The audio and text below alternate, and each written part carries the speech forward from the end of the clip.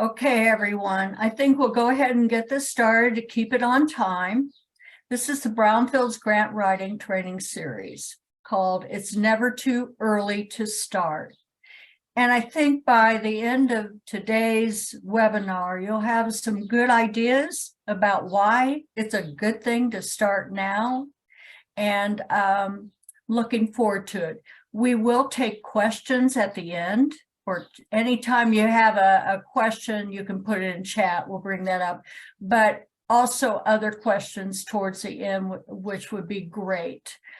Other than the Grants.gov presentation, which those will be addressed immediately after Judy's presentation. So let's go to the next slide. Okay, here's the agenda. We've got housekeeping, introduction, past webinars, refresher. And boy, that was a tough one to unpack. When I started looking at those, there was so much content, which is great for you because you can reference this as you're working on your grant. We'll be doing navigating Grants.gov with Judy. Consistent threads to the story, a great presentation by Maggie Bellinger, the Assistant Director and Regional Manager of EPA Region 8. Contractor Procurement and Management, Amy Yursevich, a KSU TAB partner, and State of Ohio point of contact. And then the timeline, getting started with a purpose. Next slide, please. Here are the ground rules. You'll be seeing a poll question. It's related to Grants.gov. It will really help Judy with her presentation. And Judy is a senior program advisor for Grants.gov Management Office. So she's really high up there and very well respected by EPA headquarters. Next slide, please. Using Zoom basics. I think most of you have been on before, but here is just a few tips.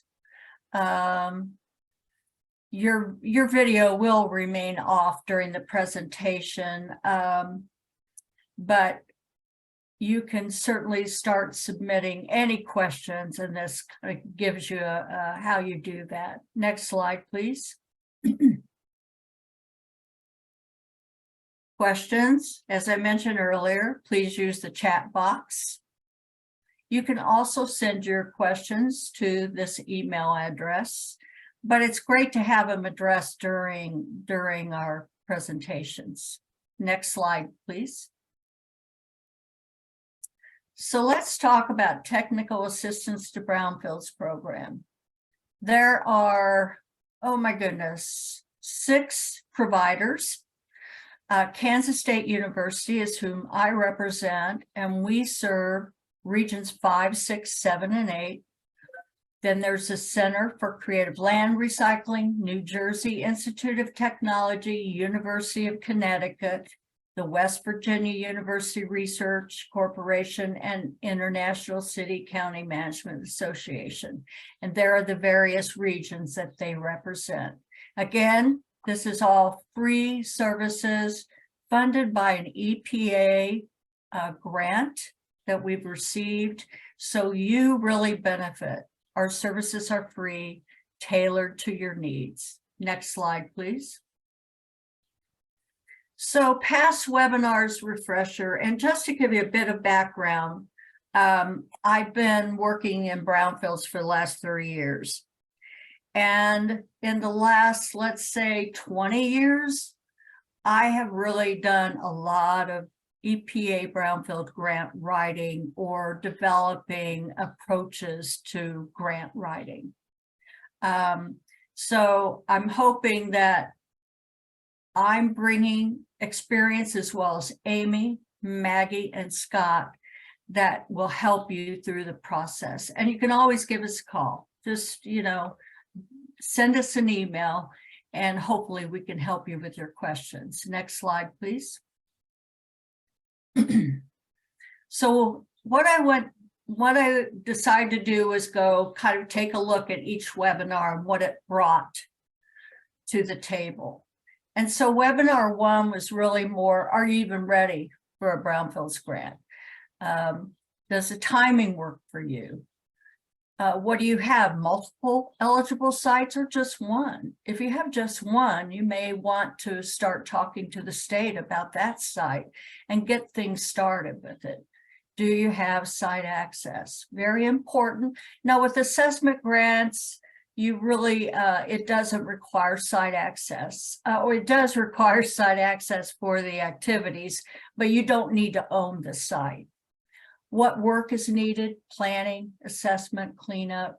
Have you worked with your state Brownfields programs? That's really important. Do you have the capacity? Next slide, please. And here were the primary capacities needed to successfully manage a Brownfields grant, and that's outreach, planning, and communication capacity. That's an important piece. It takes a lot of time. It really, it shows the capacity of the organization on whether they can handle those activities.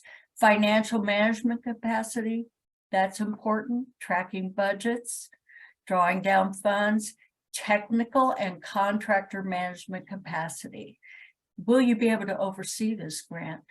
Will you be able to develop an RFP and a scope for a contractor? So these are important pieces. Next slide, please.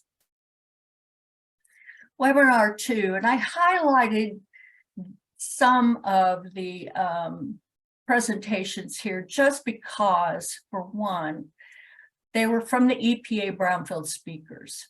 And that seemed very important to you to take a look back at what they're saying. And so multipurpose assessment, revolving loan fund, and cleanup MARC grants. Jerry Minor Gordon is definitely your go-to when it comes to really knowing what's going on with the grants. Procurement requirements, that was a very telling type of presentation because procurement has changed over time. There's a lot more information out there, what's expected, what you need to consider, and then exploring the data, online tools, and resources. Next slide, please.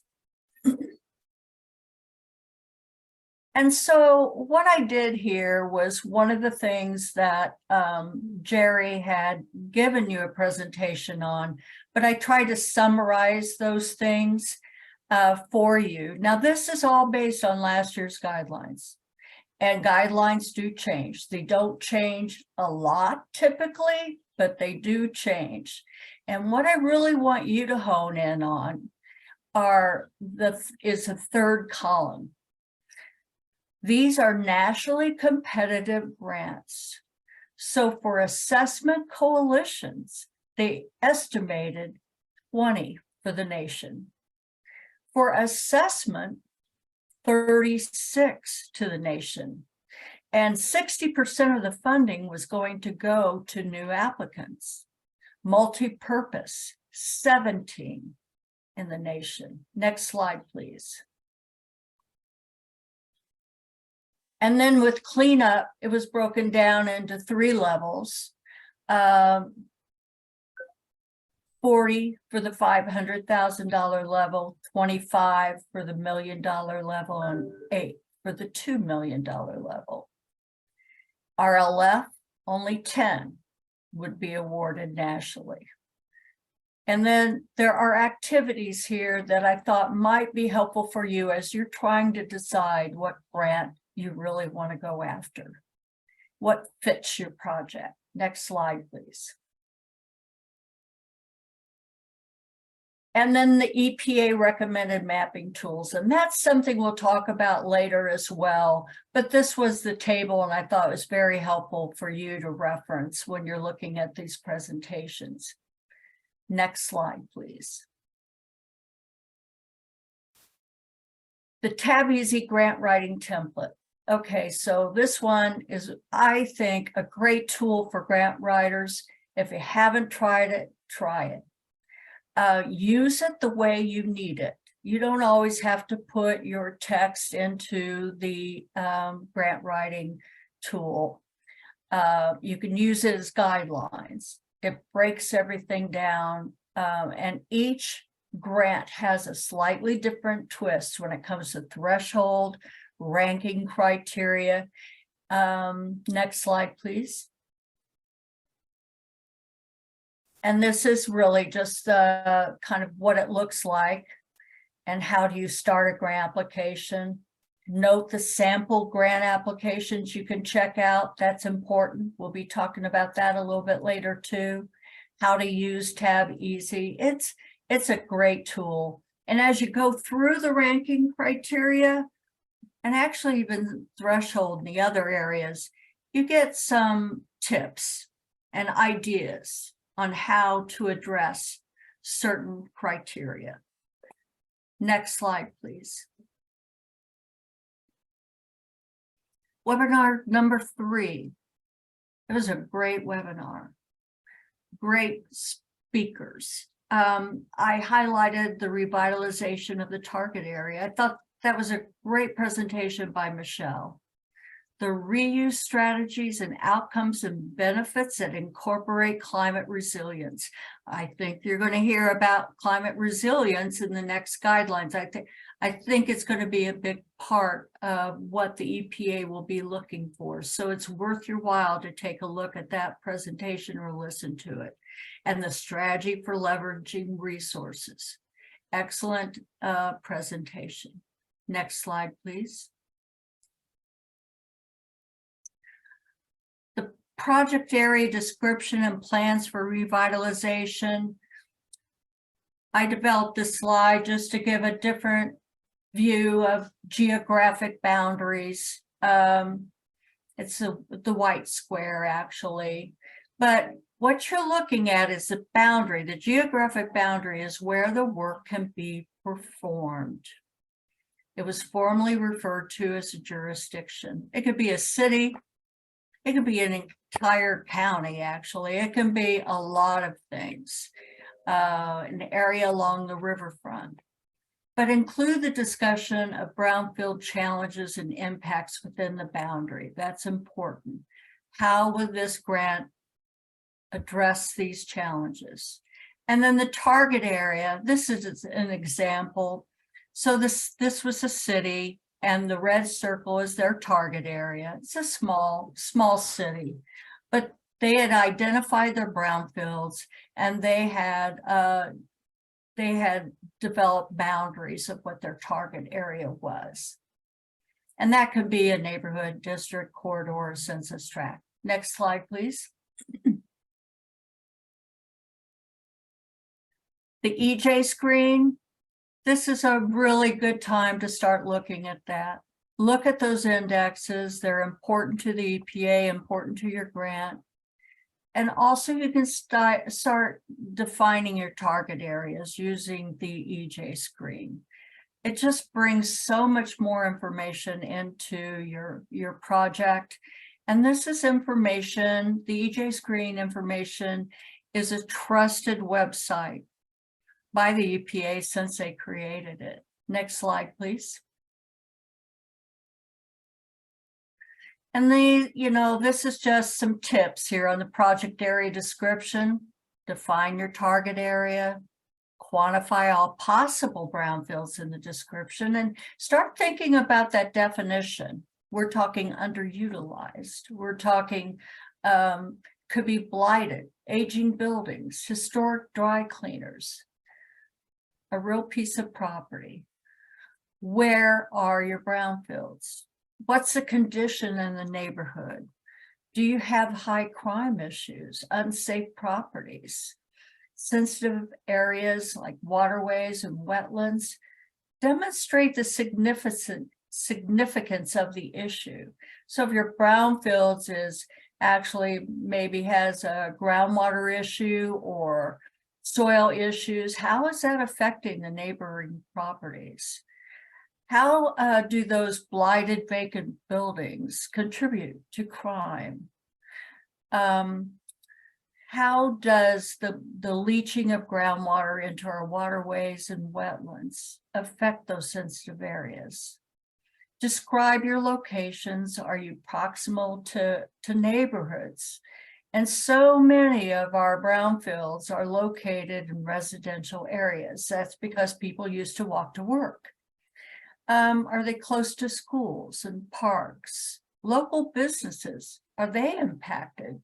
I mean, do they want to stay there? They may move out because just look at the neighborhood. They don't want to bring their clients in there, and industry as well. Check out the EJ indexes. Are the brownfield challenges, impacts described for the geographic boundary magnified in the target area? Is it worse in the target area? And I'm not going to keep reading, but with cleanup grants, describe the properties targeted for cleanup and the known site contamination. For community-wide states and tribes, at least 3 target areas need to be identified. Next slide, please. Description of priority brownfield sites. This just gives you some great tips on that, and some ideas on how assessment is different than coalition, is different than multipurpose. Same with cleanup. What is the exposure? Why is your site a priority? You know, there's lots of reasons. And is your priority site impacted by mine-scarred lands or coal-fired power plants? That's important to note, since that will be, you should note that in your application. Next slide, please. Researching priority brownfields. Community Lattice. Danielle gave a great presentation on the peer platform for exploring environmental records. Next slide, please. And here are some ways that she actually demonstrated that she identified revitalization risk ratings and environmental interests. Why would that site be of any environmental interest to you? Next slide, please. The overall plan for revitalization. And this is just a great, what I liked about this was it's just a great shot. Marshalltown downtown. It was just, I thought it was very interesting. Next slide, please. And this again, know your sites, know your vision, be open to opportunities.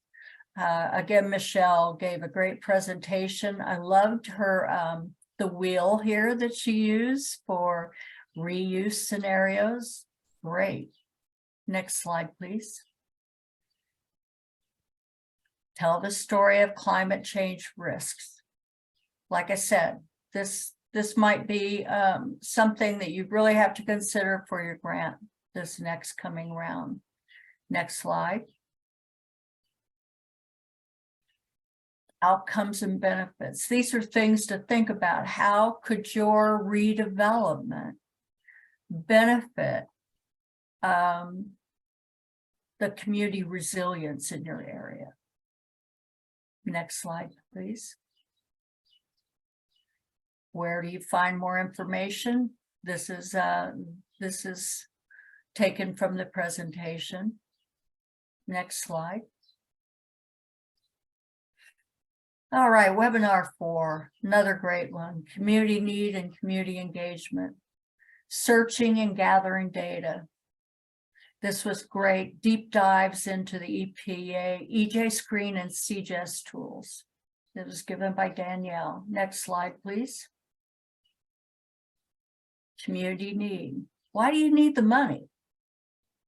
Also, threats to sensitive populations. What's the health or welfare? Greater than normal incidence of disease and adverse health conditions. Promoting environmental justice. One way to take a look at some of the poverty issues, health or welfare, is to take a look at the school data. Who's on school lunches? What's the percentage? They have a high percentage of disabled students, or students that do not speak English or do not speak English well. These are things to kind of identify as you're doing your data drive. Next slide, please. And community engagement. And community engagement can be hard. It really can be. I mean, you really have to promote that involvement, ask for input, address the input. Does it fit? Is it something you should do? And incorporate that into your application. Cleanup grants require a public meeting. Next slide, please. And then the climate and economic justice screening tool. You're going to hear about disadvantaged census tracts. EPA wants to know, are the residents disadvantaged in the area of the brownfields? Next slide. This is all about defining disadvantaged. Next slide. Data collection, a great slide on filling the gap. Next slide. Community engagement. Like I said, this is hard sometimes, project involvement.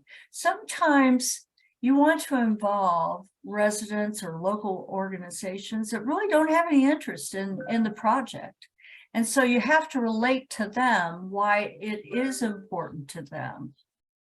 And then with your organizations, what's the role that your partners will play in the project? How will they be involved in making decisions with respect to cleanup and reuse of the brownfield sites? And again, as I mentioned earlier, incorporating community input. What is your plan for communicating the progress to your local community? And you really do have to consider that in some neighborhoods, you have to go to them. They don't really want to come to the public meeting in the middle of downtown or at the county seat. You need to go to them and where they're comfortable. And that could be local schools, churches, community centers, something that makes them feel comfortable. Bring some food in, offer some daycare, or offer childcare there. And this just calls out what multi-purpose grant involves. Next slide, please. And that's what I mean by, why is this project important to the residents? How are they connected to your project and the vision? What do they bring to the table? Resources, outreach assistance, links to the communities? What expertise do they provide? You've got to pick your partners selectively. Will they enhance your community involvement activities? A neighborhood leader is great. The church, maybe you have a church preacher, priest that can help you with the community involvement activities. Also, they can be champions for your brownfield project. Next slide, please. And again, partners need to be relevant. Quality of partners, more important than the quantity. And then here's a new one, funding year 23, that assessment and multipurpose grants that does not involve at least one relevant community-based organization or community liaison probably won't be scored as well. Next slide. And here, just more examples of partners and their roles. Next slide. Incorporating community input. This is a great text from another community's application. but really shows their interest in incorporating community input and their activities. They're working hard at it. Next slide, please. Webinar number 5, description. Oh goodness, this is the budget section.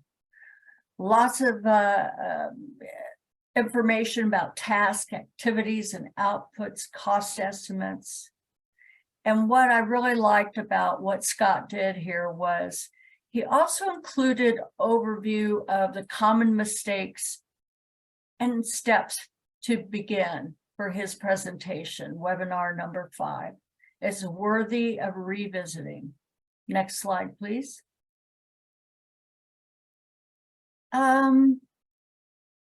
This is an example of one of the slides about deficiency noted in past grant debriefings.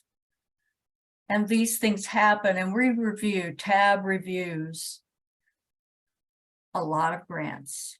And we have a high success rate for the grants that we do review. But we also sit in on the EPA grant debriefings at the request of the community. And we help take notes for them, and then after a meeting, maybe give them ideas on what they can do better. Next slide, please. Another great on the deficiencies in past grant debriefings. Check this out. And there are several slides like this. What to do now. Next slide, please. And this I just threw out there because I'd gotten these from the EPA outreach sessions. So every year in September, October, after they have the guidelines out, the EPA has outreach sessions, and they're excellent. And they pertain to each grant, typically. They combine them sometimes. But this is an example of an assessment grant that the EPA provided. And I thought it would be very helpful for you to have an idea of what they like and what it looks like. Next slide, please. And then the multi-purpose grant application example. It's interesting too. Next slide, please. Cleanup grant application budget. This is a good one, and I think it helps, it helps you with how you might, organize your costs. Next slide, please. And cleanup grant application budget example can include construction. That's important. Now, if you have construction activities, you have to think of Davis-Bacon labor rules and how they develop costs for that. Next slide, please. And brings us to consistent threads to the story, except we back up here. Sorry, Dana. After this slide now, we'll introduce Judy Soressa. I hope I'm saying that right. Senior Program Advisor for Grants.gov, and she's going to share her screen.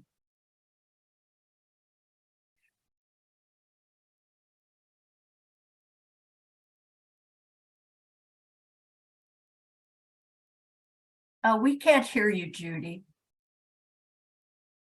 Yeah, it would be good if I turned my speaker on, right? So I thank you for that introduction. I'm really happy to be here today, and hope that you can take away some important facts about how to use Grants.gov. I'm just looking for my, come on. I need to move this one thing so I can turn my slides on. Let me see if I can. Oh, gosh.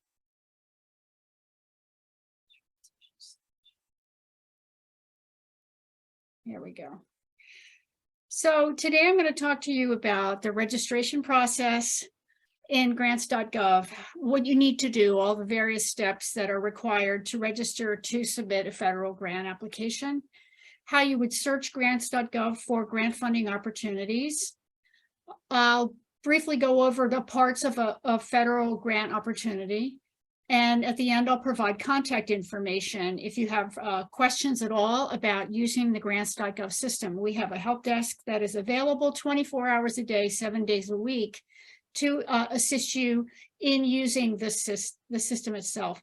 If you have specific grant program type questions, you'll need to reach out to the grant agency itself to ask those questions, because Grants.gov doesn't have the context to provide to you about a specific program. However, we can help you with the registration process, with getting the appropriate roles for your Grants.gov account as an applicant, and basically how to use the system. So the first step that you'll take, and I'm not sure if any of you are familiar with Grants.gov, and I guess we can talk about that afterward, or you're brand new. If you're a brand new potential applicant for a federal grant funding opportunity, and you don't already have one, well, let me first off start by saying that most of the opportunities posted on Grants.gov are for organizations, not so much for individuals. There are some opportunities posted for individuals, but it's pretty rare. But for organizations, the registration process requires that you go to the sam.gov website. That's the System for Award Management.gov. It's a GSA website. It's part of the federal government, where you will begin your registration and where you will complete your registration so that you can submit a grant funding opportunity, well, a grant application, I should say. So the first step is that you will start off your SAM registration. Once you've completed, once your account becomes active, it'll take about maybe 2 weeks to complete the registration. Once your account becomes active, you'll receive what we call a unique entity identifier. That's a UEI number. And this is what Grants.gov is going to see as your organization. Once your account is active, all that data is electronically transferred from sam.gov over to grants.gov, and it doesn't take very long for that to happen. You just have to have an active account. Another role that you're going to establish in sam.gov is you, the person, and it's usually the e-business point of contact at the organization, we refer to as eBiz POC, will be managing that sam.gov account. They'll be the person also that oversees all the activities, or has a responsibility, I guess, for all the activities for an organization within grants.gov, and will approve all roles that are assigned to the applicants. Again, like I said, it takes about 7 to 10 business days to complete a SAM registration. And as I said, your information, once your account is activated, will be transferred electronically over into the grants.gov system. So at this point, the eBiz POC needs to remember that they will have to go into grants.gov and renew their SAM account on an annual basis. If the eBiz neglects to do that, they'll have to go through the whole, they'll keep their same UEI, but they'll have to go through the whole validation check again, and it just holds things up. And let me just say too, that if you are thinking that you may want to submit a grant application for federal assistance, you'll want to start that sam.gov registration as soon as possible. You never know what might hang you up during the process. So if you've never been on grants.gov, you're going to want to register for a grants.gov account. And basically, it's just a matter of filling out information like you see in this web form. And this is where you're going to set up your username and your password. You're going to associate yourself with an organization once you have the UEI number. You can also sign up to receive Grants.gov system alerts, because sometimes the system will be down for maintenance or system enhancement releases and that sort of thing. You can also have access to our blog as well as our monthly newsletter. So you can create a Grants.gov account at any time if you don't already have one. Another thing that the Grants.gov account allows you to do is when you go onto the website and you search for funding opportunities that you might be interested in applying for, you can save those searches. So that's always a handy tool to have. There are 3 basic roles in Grants.gov. We've talked about the e-business point of contact, or e-biz POC. Now the e-biz will be responsible for, again, assigning roles and basically what applicants will do in the system. So for instance, one of the major roles that your applicants will need to have is what we call an authorized organization representative role, or AOR role. Now you can have many AOR roles or AOR applicants, but you'll only have one e-business point of contact within Grants.gov. Another role that you may need to have is what we call the workspace manager role. And this is where if you have this role, you'll be able to basically start an application. And you do that by creating what we call a workspace. And I can talk a little bit about that as we move forward. So if you're new to Grants.gov and you happen to click on the search tab at the top of the screen, you'll see a page that looks similar to this. So highlighted on the left-hand side is where you can begin your search.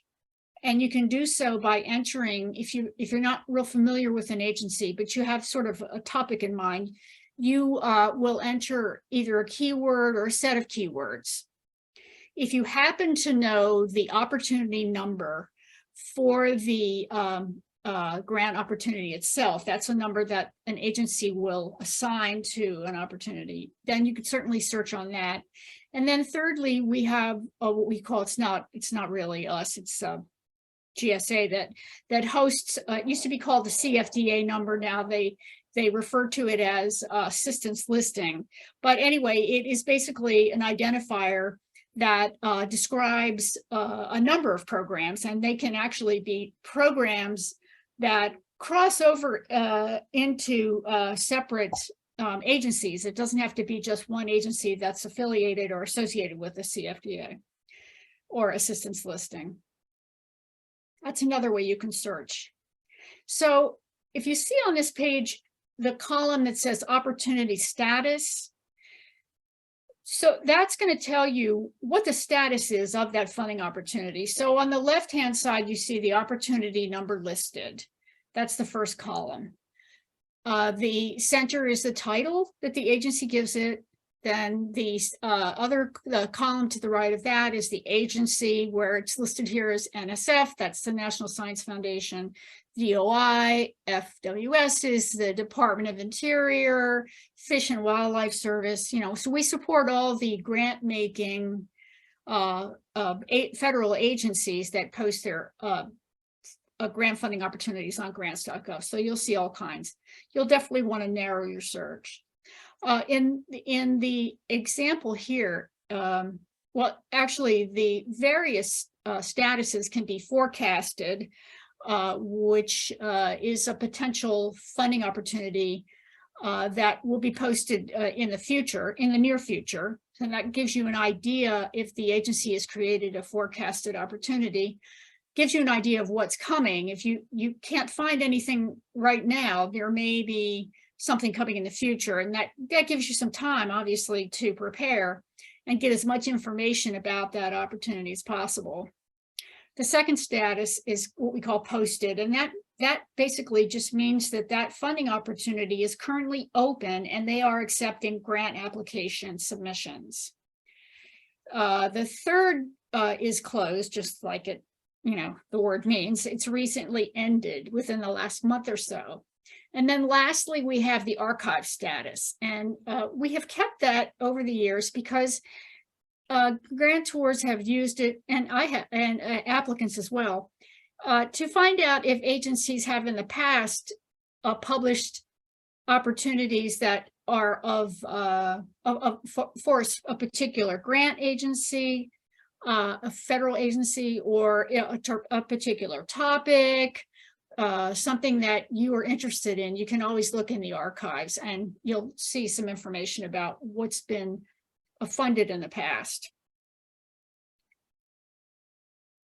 You also want to narrow your search. You can refine your search by selecting a certain category, a certain eligibility criteria. You can, and this is one of my favorite, you can basically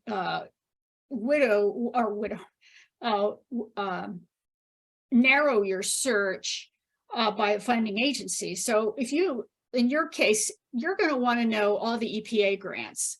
You can go and select EPA to do your search, and that's going to pull up all opportunities that have been published either a long time ago, that just closed, that are currently posted, or that there is a forecast out there for. Again, we talked a little bit about forecast, and the forecast it's basically an estimated, it's an estimate about a funding opportunity that the agency plans to post, and it'll provide the estimated post and due dates, when they plan to open the opportunity, when the opportunity will close. They'll provide some information about an estimated program amount, overall, how much is the program going to award in grant funding, and an estimated date that they plan to make the grant awards. To the right of the forecast tab, if the agency posts one, some don't have forecasts, but a lot of them do.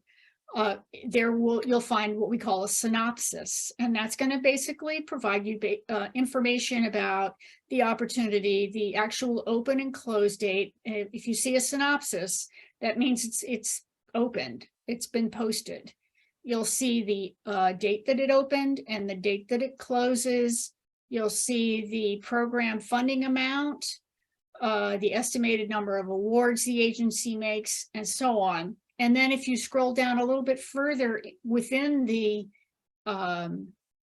synopsis, you'll see a description of the actual program, what the it is a synopsis, basically. It's a description of what the agency is planning to fund.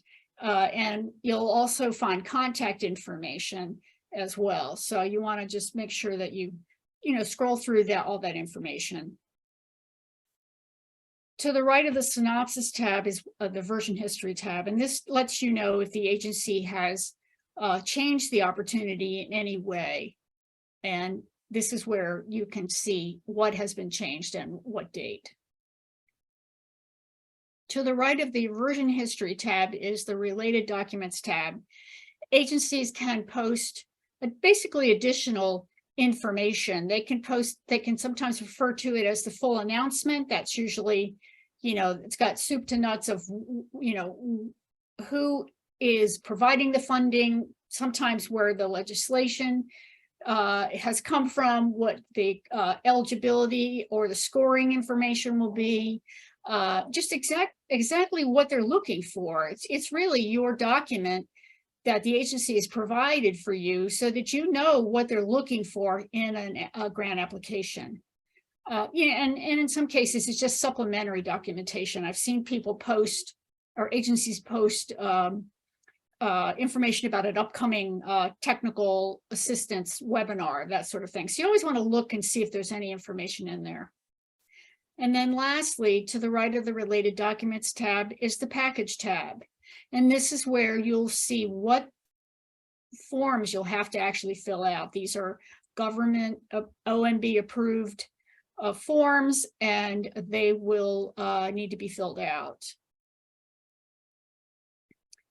Oh, and you know what else? Before I go to the very end, you'll see there's various forms in there, and they're called the SF424 forms. I did not include them in this presentation because they get very detailed, but I wanted to get you familiar, if you're not already familiar, with the importance of registering early in SAM.gov in particular, and then making yourself as familiar as possible with knowing who needs what in your organization, who's going to be the one that's going to sit and fill out those forms, or that's going to manage what we call the workspace.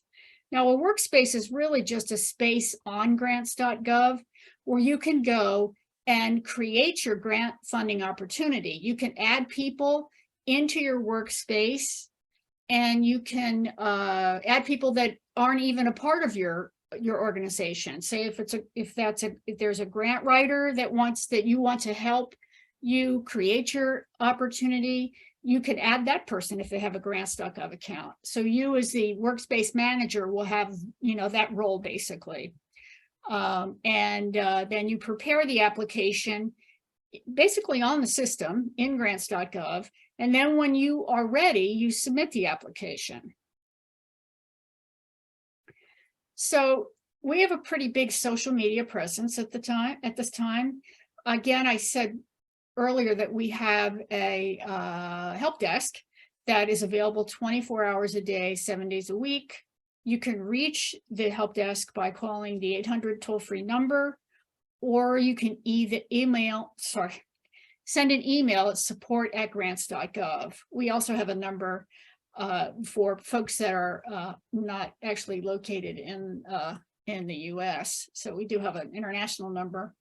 If you call that number, if you're outside the US, it will take you directly into the help desk. We have a Twitter account. We have several YouTube videos. They're like 2 to 3 minute snippets of demonstrations of how you basically use or do anything you need to do as an applicant on Grants.gov, from the registration process in SAM to in Grants.gov to how to create a workspace. There's lots of information about that. What to look for after you submit your application and follow it through the various stages of validation. There's just tons of information on the website.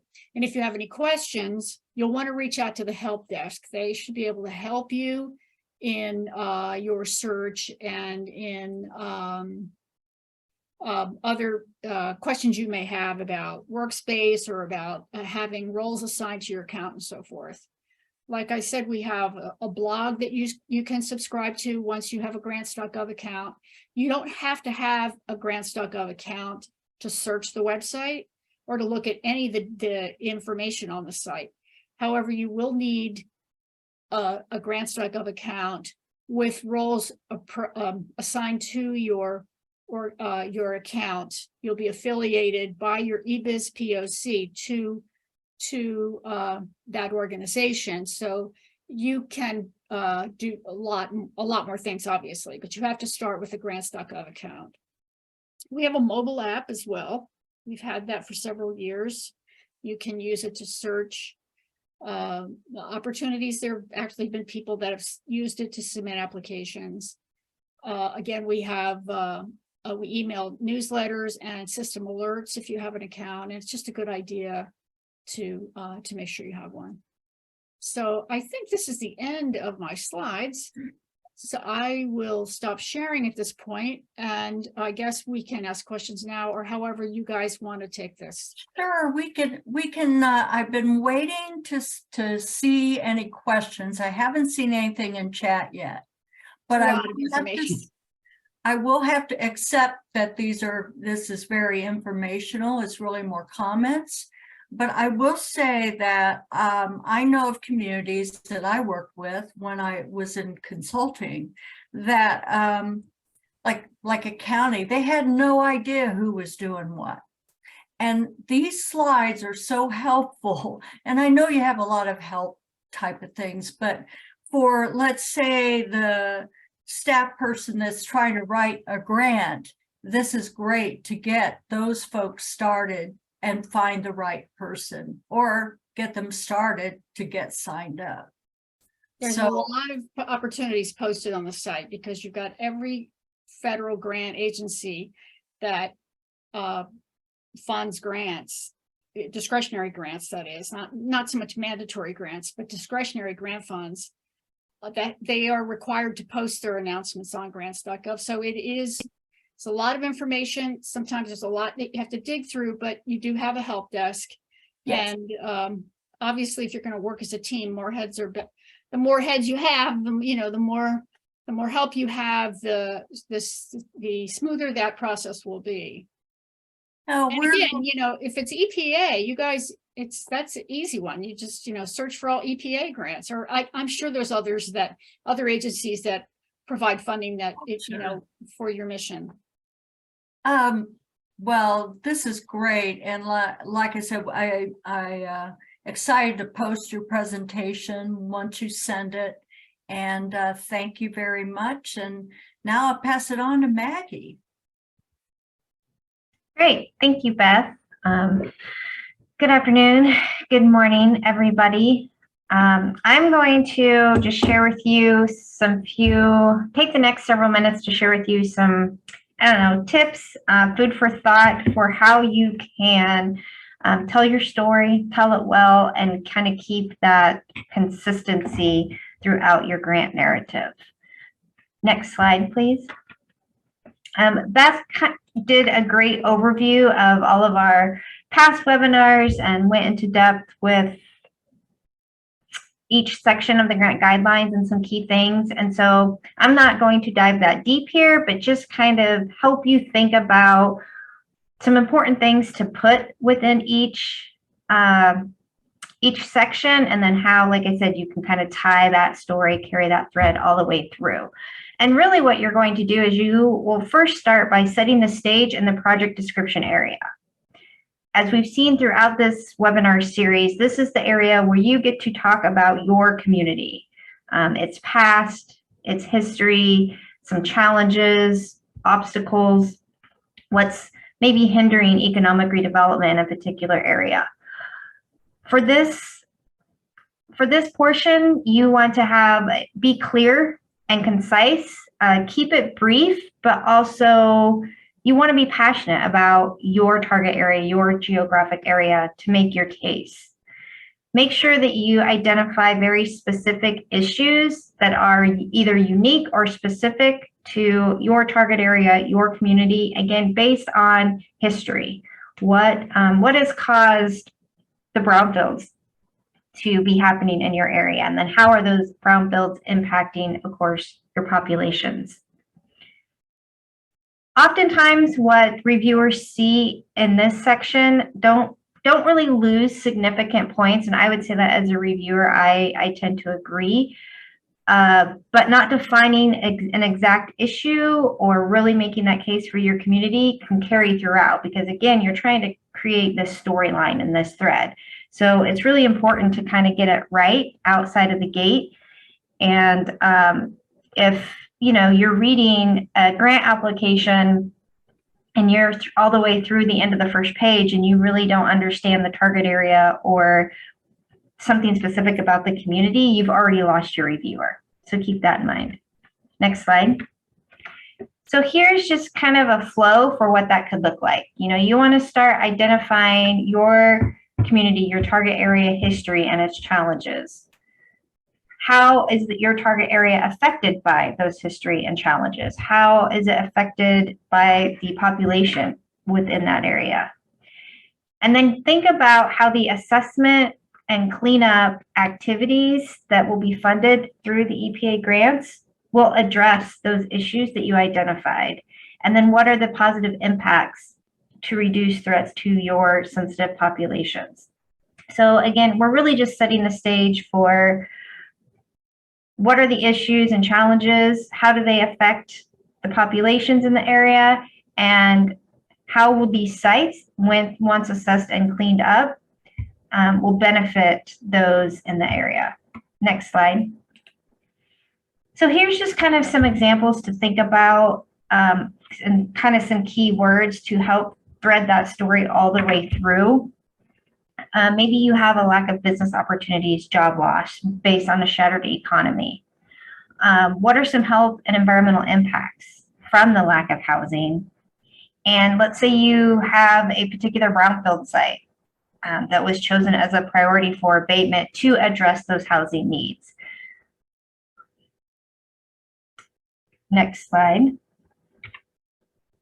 Here's more of a recreational use example for kind of how you would set the stage by, what are the history, the challenges, job loss, lack of business opportunities that has led to the health and environmental impacts from a particular brownfield site or contaminated site.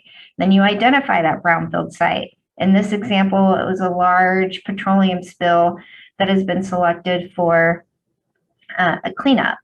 And by doing that and selecting this as a priority site, the site will be returned back to a natural area. So it's going to eliminate a nuisance. It's going to reduce potential exposure to contaminants and provide a place for recreation as well as tourism and overall positive mental health.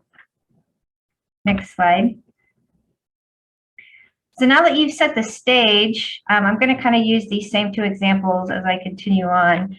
How do you thread that story to connecting your target area and your identified priority sites to revitalization plans, the outcomes of your project, and leveraging funds to support your project?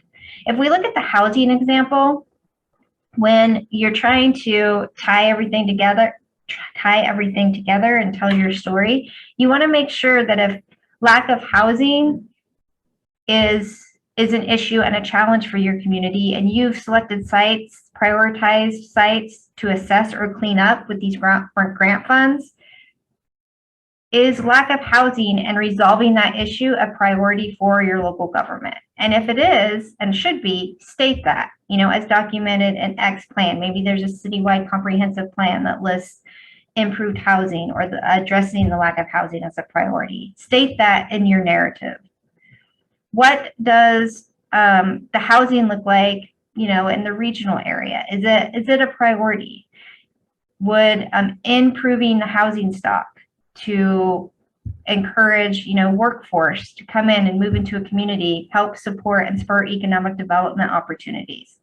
Make that tie when you are referencing your revitalization plans. How are you going to support this redevelopment efforts in the leveraging section? What other financial resources are available for housing? Are you eligible for, will you be looking at maybe applying for some HUD resources? Do you have a private investor or a private developer that wants to come in and, turn brownfields into workforce housing? What does that look like? And then don't forget to include how to fund, redevelopment on the back end after the assessment and then cleanup has happened.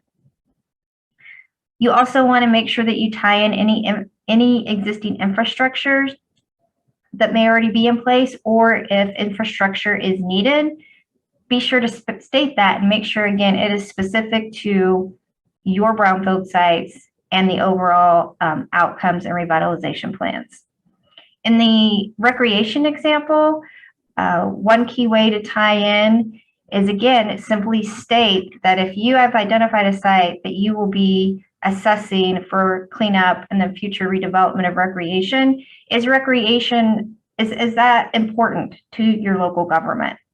Is there a plan or some reuse strategy that has included community involvement that you can refer to tie that back in? State that and include that. Incorporate how the recreation reuse or even tourism will increase local economic opportunities and maybe generate additional tax sales. What other financial resources and support are out there for this anticipated reuse? Trails, bike paths. What other resources can you apply for or secure to bring this plan to fruition? Sometimes with infrastructure with recreation type reuses, maybe you don't need that, you don't maybe need water, sewer, and electrical. That's okay. State that, but maybe you need infrastructure for bike paths and walking trails. Make sure that you include that and how you will tap into resources to make that happen. Next slide. Here's some kind of common areas or pitfalls, if you will, and areas to avoid when you are setting your stage and tying it into plans for revitalization. Be careful not to select too many priority areas or priority sites. Make sure that the priority projects and sites that you do select are related, so they all tie to the same goals and outputs. And then the funding and leveraging the resources that you are going to get can apply to all those sites and areas. Identifying a priority project where addressing an issue won't have a direct impact on the affected populations and the health statistics that you'll talk about in the community needs section. So essentially make sure that your projects really match the populations and the needs of those that will be directly impacted by the brownfield site, and eventually it's assessment, cleanup, and redevelopment. And we see this quite a bit during our reviews, writing too much up front and not saving room for other areas where you do need to include more information where things can get lost. I have reviewed narratives, applications before where it's almost 2 pages of project area description and target area, and sometimes I'm not even sure what the target area is even after 2 pages. So just be mindful, again, be clear, concise, be brief,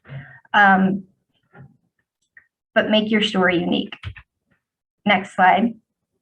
So now that you have your stage set and your target area, your sites identified, how do you tie your community needs back to those history and challenges that were previously identified? Beth had a slide up earlier that said, why do you need the money? Do you need the money because, your community lacks investment? There is a big industrial site that closed, and so you're lacking tax revenue. What financial information can you provide to demonstrate your need that coincides with those challenges and history? Some information that you could use to convey community need would be, job losses, current unemployment rates. If you have a very low tax base because you're a low population, state that. That's been a specific verbiage in the grant requirements the last couple of years. What's the poverty for residents and the sensitive populations living in your community? And even if you have some resources within your community, but they're allotted for other things, they're allotted for infrastructure, they're allotted to support emergency response, state that, and that there's no other funding available to address these brownfields that were identified. You also want to make sure that you are identifying the sensitive populations within the target area. Who is mostly impacted by the brownfields that you identified, and how does addressing those brownfields have positive impact on sensitive populations? Next slide. Here's some examples that you guys can reference in the future. If you refer back to the slides, of just some good language to kind of help demonstrate need, sensitive populations, and especially in this section, don't forget the how. How your grant project will reduce threats to the sensitive populations that you identified. Next slide. Disproportionately impacted populations, sometimes it can be tricky to not only identify, but weave into your story and your project. So here are just some things to think about to address the criteria in this section. How has your community been affected by the brownfield sites? Some things to think about would be, lack of job opportunities.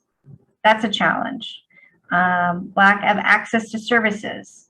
In the case of the recreation example, maybe the community, the target area doesn't have a good place for recreation, for walking, biking, ways to get outside and enjoy nature. Is there a lack of public transportation in your area that's been longstanding? Are you in a food desert? We really want to try to connect the brownfield sites to any negative impacts that your sensitive populations are feeling. Next slide. And again, here's just some sample language that you can refer back to as a way to help address this criteria in the grant. And again, tying it back to your specific community, your specific target area, and your specific community need. Next slide. So one thing with community engagement, Beth touched on it, it can be tricky at times. Sometimes it can be difficult. How do you go about getting everybody in the room? How do you start having conversations? That is an area that TAB can help assist with. But when you are writing your narrative and addressing this criteria in your grant, you want to make sure that the community engagement that you're referencing and talking about is actually happening with the identified populations that you have identified. If you are in a community, a minority population where a majority of people maybe are non-English speaking, do you need a translator? You need to make sure that you, if you do, include that in your community engagement plan and outreach. Think about the methods that you're going to be using to engage. If your sensitive populations include maybe the elderly or people of low income, really low income, or live in poverty, and they don't have access to web services or the internet or things like that. You know, maybe using social media as a way to engage them might not really work for them because they don't have access to that. So again, you just want to tie your engagement activities into your populations that are affected by your target area that you have identified. And get the youth involved. We've been seeing a lot more of that recently, of hearing what they want, their concerns. And again, especially if some of your sensitive populations you identified or those populations impacted include the youth, if there's a nearby school or something like that, it's really important to engage them and get their buy-in also. And just a reminder that incorporating the input that you do gather is just as important as you sharing information about your grant. And this is a place where you can get started now. Start having these conversations, identifying the people in your community that are impacted by these brownfields and how to start engaging them and having conversations with them now. Next slide. Another key component to the community engagement piece is understanding who you need to bring on board and do you have the right partners on board to support your project. Again, I'm going to reference back to what Beth said earlier. With partnerships, sometimes quality is better than quantity. And you really want to make sure that the partners that you are engaging or bringing on board to take that next step for redevelopment is directly related to your projects. So if you have a housing issue in your community and you're assessing sites or cleaning up sites for housing, are your partners that you identified going to support that? From a recreational standpoint, the same thing. If you have, let's say, a commercial developer, are they the right partner you need to be bringing in if you are redeveloping a site into a natural recreation public use space? Maybe not.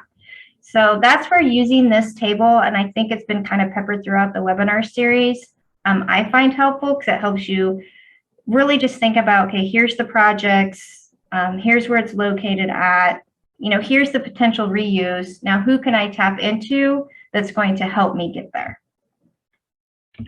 Next slide, please. Tying your budget and your task description in with everything else can sometimes be a little bit tricky.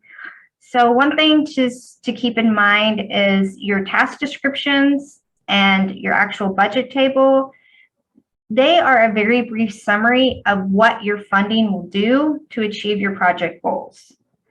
So if you are assessing 5 properties, or you've identified 5 priority sites, but you may have others, make sure that your budget reflects enough under site-specific or assessment activities to be able to assess 5 sites. If you are going to be doing some reuse planning, make sure the budget narrative and you actually have funds allotted for some reuse planning. What does your community engagement and outreach look like? Do you have funds for that? So here, yeah, you're really wanting to tie in and make sure that your budget and what you have allotted for each task really correlates and corresponds with your target area and with the community and how you're going to be going about engaging that community. Next slide. And then I'm going to leave you with just these next 2 slides are just some food for thought, some kind of good tips as you go forward. Make sure that you're clear in communicating who you are. Because remember, at least one of the reviewers that reviews your application has probably never even heard of your town or your community. So you really want to identify how your location and where you're at influences the identity of your community and your target area. What are the challenges? Make those clear and concise.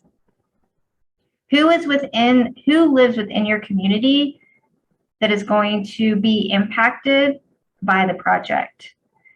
Agricultural, tourism, industrial communities, they all look a little bit different and have different needs. So make sure you are uniquely identifying with your community, your target area, and what those needs are. And keep in mind, again, thinking about threading that needle, continuing your story throughout, is how does your community and your brownfields projects fit into a bigger picture, not only for like the local government, but maybe the county and the regional? Is it going to be part of a larger regional or state or even national initiative? And can, by addressing some issues and tackling some of those challenges in your community, can they maybe help a neighboring community or adjacent community in a substantial way? Next slide. And 4 kind of quick, easy tips: communicate and your identity very clearly. Maximize the most compelling elements of your story. Again, be brief yet passionate. Make sure that you answer all the components of a question or sub-question in the grant guidelines. And be careful and choose your words wisely, because again, you have a limited number of pages where you get to tell your story, and everybody has a great story, but you want to make sure that somebody reading it can identify it up front, it's clear, it's concise, and really by the end, they are enticed to award you money and give you the funds that you need to meet your goals. And that's it. That is what I have for you for a presentation. Does anybody have any questions? There was a question in the chat about, do you have suggestions for small communities that can't employ interpreters and translators? And then he adds, at some past community events in Region 6, EPA has provided translators. I'm not sure if that's available in every region. Also, KSU TAB has used local bilingual residents to help with events. Yeah, thanks, Scott. That's what I was going to suggest. I have seen that. Sometimes EPA, can facilitate that or provide somebody. Your TAB provider can also help with that. And if you know somebody in your community that would be willing to kind of be that liaison and help you communicate, that's another good avenue. Yeah, I'd love to see any more ideas in the chat. I think it's one of those, especially for small communities, that would be difficult. So we'll just move on, and hopefully we'll get more questions as we go. And next, I want to introduce Amy Yursevich. And she is a great TAB partner for us, and the former Ohio EPA Brownfields director. So she comes with a lot of experience. So take it away, Amy. Well, thank you, Beth. And it was actually manager, but can everybody see me? But thanks for promoting me. Anyway, welcome today. I'm so glad you're on this webinar. Getting started early is really important, as you can tell probably from previous webinars if you've attended, and today's webinar. There's a lot of work involved, and it is a competitive grant. But I'm going to take you, since you're such good early preparers, to the next step where you have won this grant. And now you are concerned about getting a good contractor, a good consultant. There are things you need to do. There are requirements that need to be met. So I'm going to warn you that these slides are a bit dense. As Beth has mentioned, there is a link in the chat box so you can download them. I'll just be hitting the high points, and we'll get started. Next slide. So these are some of the key procurement regulations.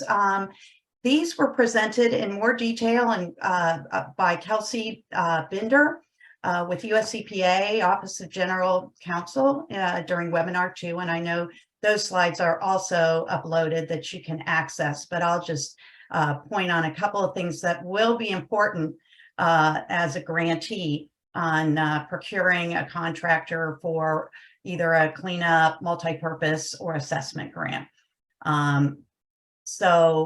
Procurement of a contractor who will perform most of the work does fall under CFR Part 200 and 2 CFR Part 1500, and we'll talk about that in a little bit more layman's terms as we go on. States generally have the same procurement procedures, and there are some details about that again in Kelsey's slides. For both state and federal procurements, the disadvantaged business participation rule applies. And if you don't know what that is, we'll talk about that. And let's go to the next slide.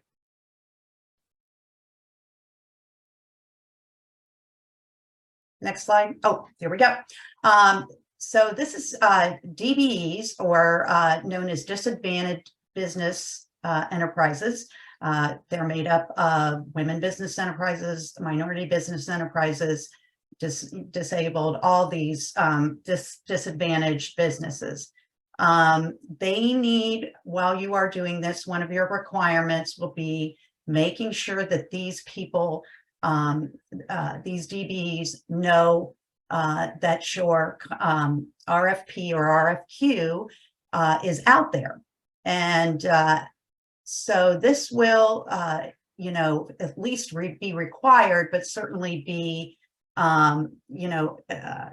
encouraged for communities, required for state and local government, or non-for-profits and things like that. So there are potential sources. You can get contact information.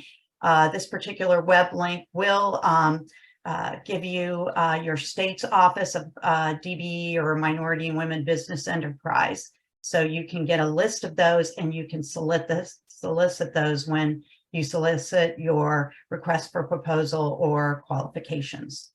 Another thing that you can do to help demonstrate that you are giving, disadvantaged business enterprises, a lot of consideration is if your contracting process that will often include subcontractors, and you want to encourage your RFP respondents to consider the subcontractors that they use and that they consider DBE type of individuals, DBE enterprises, when they are selecting their subcontractors. And specifically with this, environmental consultants, they're going to be subcontracting with environmental laboratories, cleanup contractors, and so on. So that sort of thing, you want to encourage DBE participation. Next slide. Okay, this is thresholds under the grant guidance, again covered by Kelsey, but I'm just going to go over the main points. And this actually applies to a broader sector of grants, not just the ones under the Brownfield grants. Typically, if you're less than or equal to 10,000, you're not going to be involved in the competitive procurement process. Less than or equal to $250,000, you do want to get prices and quotes. You need at least 3 sources. And if you're over 250, recipients typically must publicly solicit competitive proposals. So when we're talking about typically, each agency is a little different. They all adopt what's required under UGG, but they may look a little more stringently. Next slide. And that's what I want to point out. There is a best practice guide for procuring services, supplies, and equipment under EPA assistance agreements. And that link is in my next slide. But right here, I'll just, this quote US EPA's guide by saying, with very few exceptions, recipients must follow competitive process when using EPA funds to purchase supplies, equipment, and professional services and amounts that exceed purchase threshold. So over 10,000, most brownfield grants, that's it may differ, but most of the time that's going to involve your environmental consultant. So just remember that they are a little bit more stringent on how they look at this. Next slide. And for competitive procurement, if you don't have a lot of experience with this, again, as I mentioned in my previous slide, here is the link to the best practice guide. It is EPA's version of how they want you to ideally conduct competitive procurement when you're doing services with their grants. Next slide. Okay, how can you make this work for you? I mean, this sounds a little bit, daunting if you haven't done this before, but actually there's help out there to put together a good request for qualification or good request for proposal. And Tab does part of that. I will mention some other assistants or people that you can talk to, rely on for information. But when you're putting together this RFP, keep in mind that you can make your job easier and you can save time. You can have a threshold criteria. So you say within limits exactly what you want with respect to your environmental consulting firm. You want to limit the number of pages. You don't want to be looking at 200-page proposals. So be sure and do that. And you also want to include your contractor. In this instance, it would be your grant agreement, or once they actually put that into contractual type form, that will, parts of that or all of that could be put in your request for proposal qualifications when you put that together. You want to make sure that they have a good safety track record. And we'll talk about that in a little more detail. And then with subcontractors, you want to look at things as what the process is to select subcontractors. Most environmental firms have a process and may have a lot of subcontractors. on board for them to, you know, either do grant work or do private work in the environmental in the field.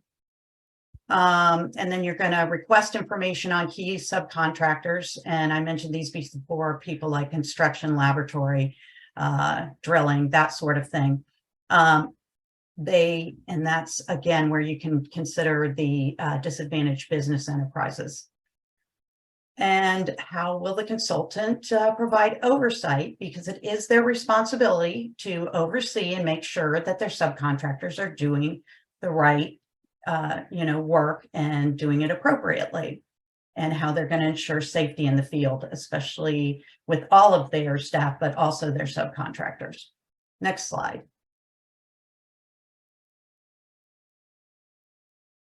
Okay, I think we need to go to, oh, there we go. Nope. We already hit that. It should be after this one. There we go. Threshold. So I said, you know, come up with some threshold eligibility that, you know, kind of makes or breaks which RFP responses you're going to review. You know, US EPA does that with their assessment and multipurpose and all their other grants, where you have to meet these threshold criteria or they're not going to get further into the review. And this gives you a chance to make sure you get what you want. A lot of times you want to look for experience, you know, as far as your geologists, your engineers, your environmental professionals. They may have some state license requirements to work in voluntary cleanup or other things. So that might be one thing that you want to make sure you have as a threshold eligibility requirement. Experience, and also don't forget insurance. They can make errors, so you want to make sure that you're not paying for their errors. And then, you know, liability. Obviously, we all are concerned about that, so you want to make sure they have that. Next slide. Other experience is good. So if you know, having a lot of experience doing cleanup and assessments is wonderful. Also consider the experience that they've had with assessment and cleanup activities in your state's voluntary cleanup program. Though generally EPA is going to want you to follow the requirements. They may not ask you to go all the way through it and get like a release for liability. It just depends on the project, but you are probably going to follow the state's VCP regulations. So you want them to have some experience in that area. So that's something to consider. Next slide. And as we mentioned before, accidents do happen.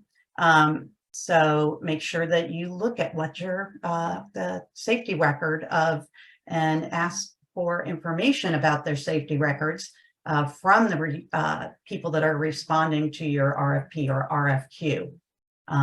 You know, OSHA, recordable injury illness rates, and things like that are going to be important. And just saying, a company that really puts a lot of effort and work into safety and is concerned about safety is going to be a good company, and you don't want one that is not concerned about it, because they're not going to be. Next slide. So subcontractors, some of the things you want to be concerned about. We talked about asking some questions about those. And we mentioned selecting the subcontractors, request information on key subcontractors, laboratory, construction, drilling. Your state may have some certification programs. There may be some, you know, federal certification programs, things like that. You want to make sure these people have the experience and the certification and know what they're doing. And again, as we mentioned, how's the consultant going to provide oversight and ensure safety? And as I mentioned before, you know, certifications, you may want to ask to see them and for the subcontractors or even the RFP respondent, depending on what individuals, you know, what an individual's professional experience is. Next slide. Okay, Davis-Bacon Act. Beth early on mentioned that a little bit. Essentially what the Davis-Bacon Act is that it does require the payment of locally prevailing wages, including fringe benefits, when you are using federal money under a federal contract for alteration of public buildings or public works. And this does actually involve, these will often be involved when you're doing an assessment and or cleanup under your grants. A lot of those people that are driving the big yellow equipment, people that are doing things like that. Okay, we are getting short of time. Beth, did you want me to? Oh, no, you're you have about 4 minutes. okay, good. Let's Yeah. move on. Sorry.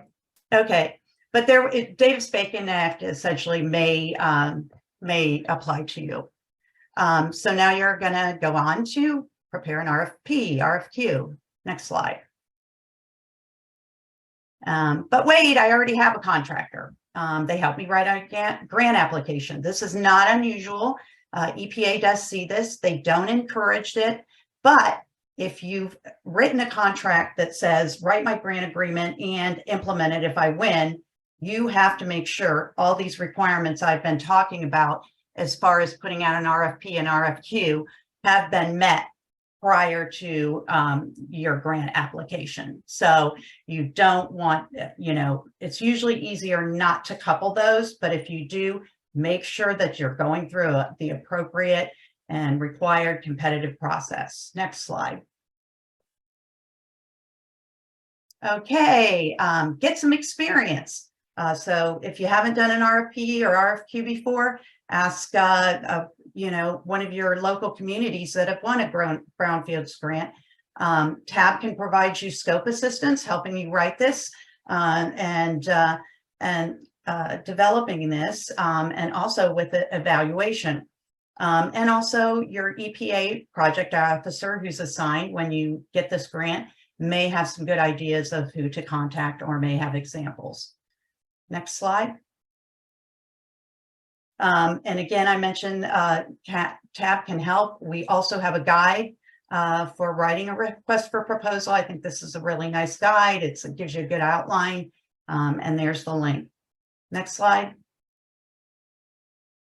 So reviewing RFP responses, you're going to select a team, and they're going to be reviewing these responses and conducting interviews with your top candidates.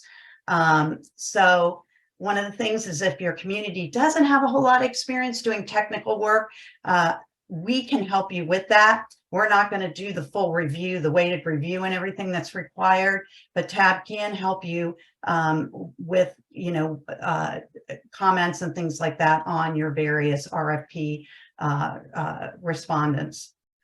And then just some things to consider when you start your interviews. Ask the same interview questions of each candidate, but you want to get to the heart of, can they do what they need to do? Next slide. Here's another, when you're evaluating, this is also, you can just Google it. I'm sorry, I didn't put the link in, but just Google Brownfield Grants Guidance on competitively procuring a contractor. So EPA is, available, or this is an EPA publication. So it's a good one to be aware of and look back into. Next slide. And this is just an example. I mentioned how TAB reviews some of these RFPs if you request it. And we won't get into the weighted. There's some requirements that EPA has as far as putting so much weight on cost, so much weight on experience. We're not going to do that, but we will give you a good background on what their specialized experience, workload, those sort of things. And that's it. Oh, we can't hear you, Beth. That's great. Thank you. And Amy, it was very thorough, and I encourage everyone to take a look back when you're considering this. Very important to grant success. Okay, let's start my timing with a purpose. Okay, so I do have a purpose. I want to wrap this up in 9 minutes. So Maggie, show me your face when it's time. Next slide.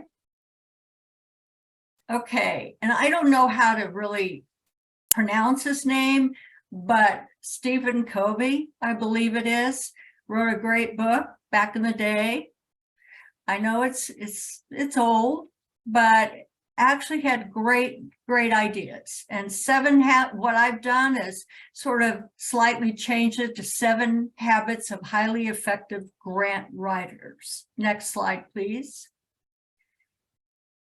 Be proactive. So these are things you can start doing now. That's why I'm really glad that you all joined us, because there's a lot to do and you can get a lot done this summer. And while you're expecting the guidelines to come out. Next slide. Application writing resources. This is offered by the EPA. So take a look at last year's guidelines, the frequently asked questions. Like I said earlier, guidelines don't change that much, but they do change, but they don't change that much. Next slide. Begin with the end in mind. Oh boy, that's a good one.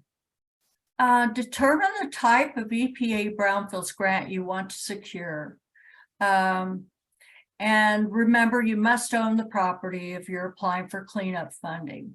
So, and then this is a step, these steps are important, should be done now.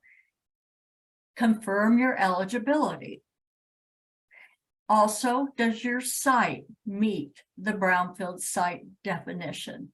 Next slide, please. And then where is your Brownfield? If you don't own the property, will site access be an issue? This is something to consider because they really expect you to move quickly on spending down this money once you have it.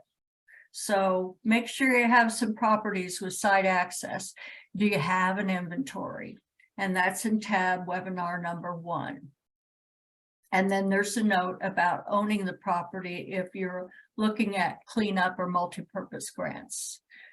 Reach out to your state or tribal Brownfields authority and discuss the sites that you have in mind. They may have environmental records. They may know what's going on with the site. Very important. Also, check out any EPA mapping tools. Next slide. And this was offered in the webinar by the EPA. So these were some mapping tools they suggested. Next slide.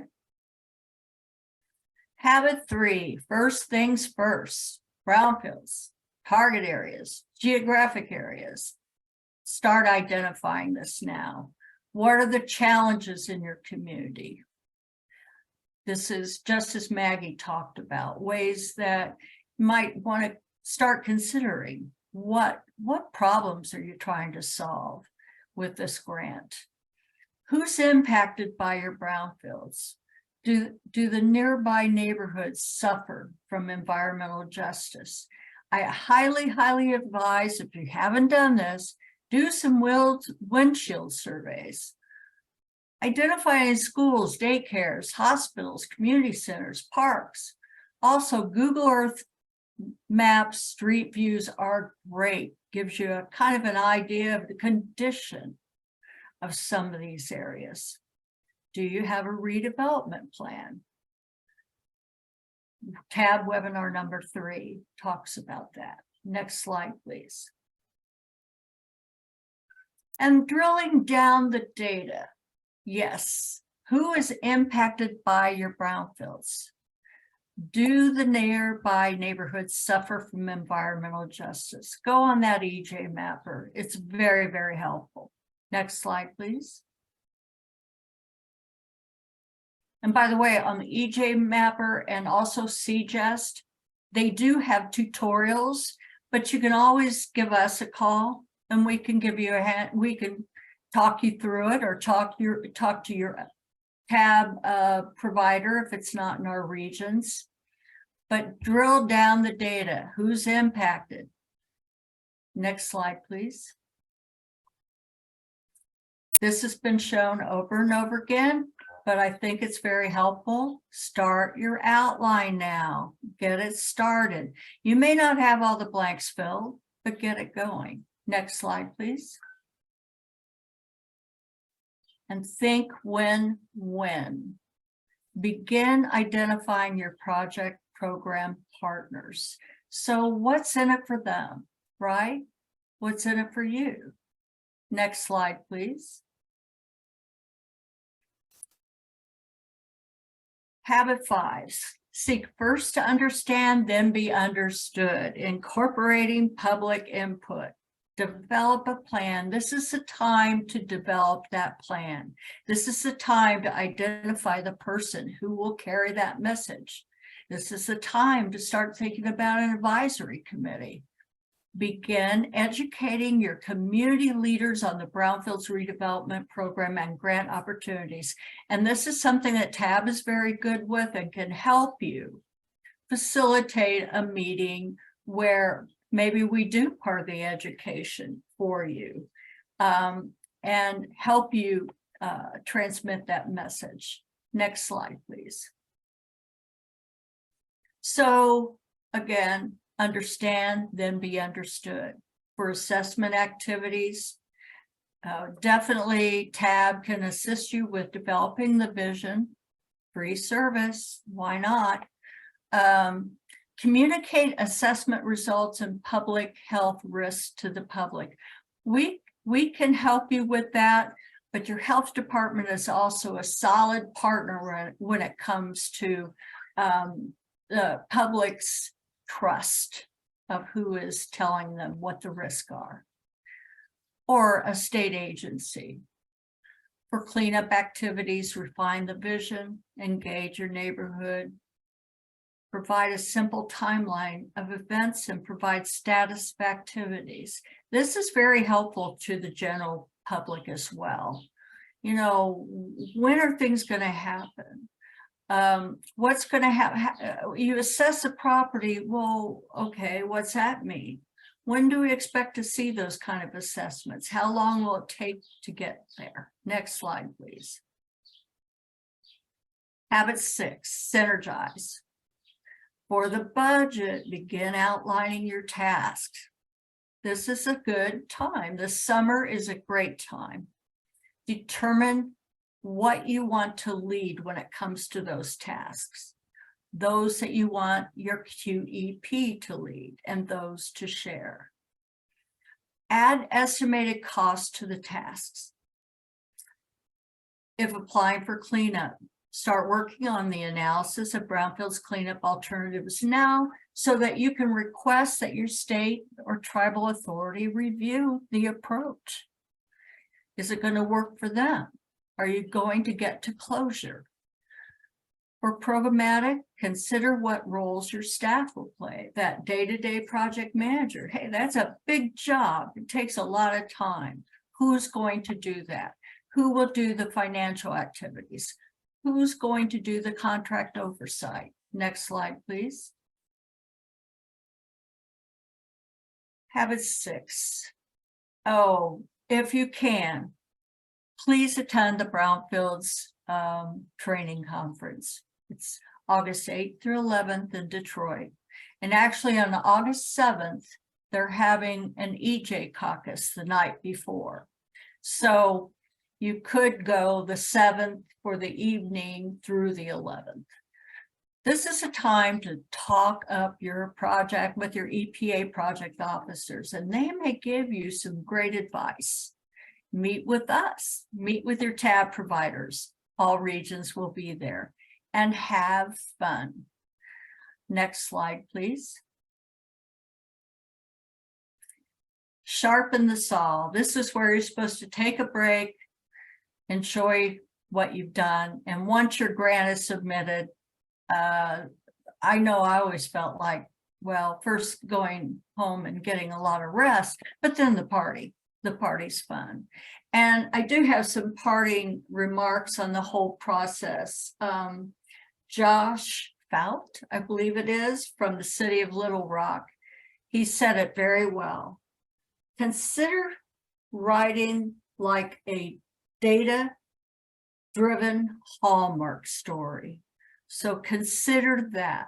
Don't forget, when you have all that data, that you put the people side in there, that you talk about what's going on in the community. Oh, I'm sorry, I probably missed this on the EJ screen. Can you change the colors? It's difficult to distinguish the ones they use. I'm sorry about that. We could do that for once we post this presentation. So sorry. Next slide, please. Okay, webinar survey. Please, please, please help us stay in business and be better. Here are the links, the QR image. You can do this while you're listening to the rest of the presentation. Next slide, please. Questions and wrap up. One thing I did want to mention before I get to questions and wrap up, I'd put a link, or at least I hope it turns out to be a link, of the MARC funding year 2023 Brownfields Multipurpose Assessment, RLF, and cleanup grant applications. There will be a list posted with all the successful and successful grant applications. This is great to take a look at when you want to write the grant. Great to take a look at now. What kind of projects are like yours? So for now, I think we're going to take questions. And Maggie, are there any questions that you see? Do not see any questions. Well, it is the Thursday afternoon before Memorial Day. And you know, so I guess if you have questions, please reach out to us. We could offer that as we've done in past webinars, because there's a small group, there's about 20 people. Dana, if you want to turn it to where anyone can unmute themselves, and if you do have a question that maybe you want to ask verbally, just use the reaction button to raise your hand, and then we'll call on you and you can ask your question.